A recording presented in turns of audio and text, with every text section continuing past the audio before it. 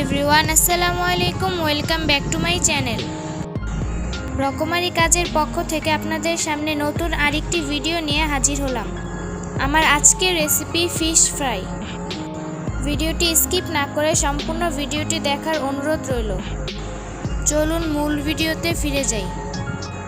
আমি লবণ আর লেবু দিয়ে মাছটাকে ভালো করে ক্লিন করে নিয়েছি, আর মাছটার মাঝখানে একটু কেটে নিয়েছি যাতে করে মশলাগুলো ভালো করে মাছের ভিতরে ঢুকে। আমি একটি টিস্যু পেপারের সাহায্যে মাছের ওপরটা ভালো করে মুছে নিচ্ছি যাতে করে কোনো পানি না থাকে। আমি এখন 1 চা চামচ লবণ, 1 চা চামচ হলুদের গুঁড়ো, 1 চা চামচ লাল মরিচের গুঁড়ো দিয়ে ভালো করে মাছটাকে মেখে নিব। মেখে নেওয়া হয়ে গেলে আমি মাছটাকে 10 মিনিটের জন্য ম্যারিনেট করে রেখে দিব। আমি এখানে চামচের সাহায্যে কাজটা করেছি, আপনারা হাতের সাহায্যে মাছটাকে ভালো করে মেখে নেবেন। এখানে আমি হাফ কাপ কর্নফ্লাওয়ার, 1 চা চামচ মরিচের গুঁড়ো, 1 চা চামচ লবণের গুঁড়ো ভালো করে মিশিয়ে নিলাম। এখন আমি এর মধ্যে মাছটাকে একটু গড়িয়ে নিব। ভালো করে গড়িয়ে নেওয়া হয়ে গেলে এখন আমি এক্সট্রা কর্নফ্লাওয়ারগুলো একটু ঝরিয়ে নিব। আমি এখানে একটি প্যানে কিছুটা তেল নিয়ে নিলাম, কারণ মাছটাকে ডুবো তেলে ভাজতে হবে। তেলের পরিমাণটা একটু বেশি নিতে হবে, কারণ মাছটার এপাশ ওপাশ ভালো করে ভাজতে হবে। দুনো পাশ ভাজা না হলে মাছটার ভিতরে কাঁচা থাকতে পারে। এই তো আমার মাছটা এপাশ ওপাশ ভালো করে ভাজা হয়ে গিয়েছে।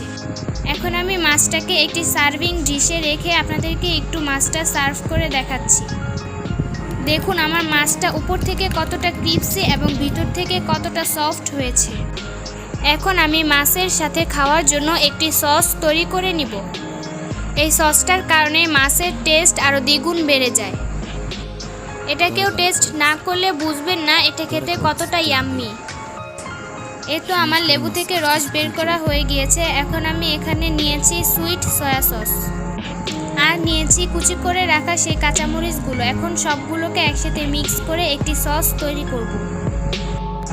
আমার সসটা তৈরি করা হয়ে গিয়েছে। এখন আমি মাছগুলোকে সসের সাথে সার্ভ করব।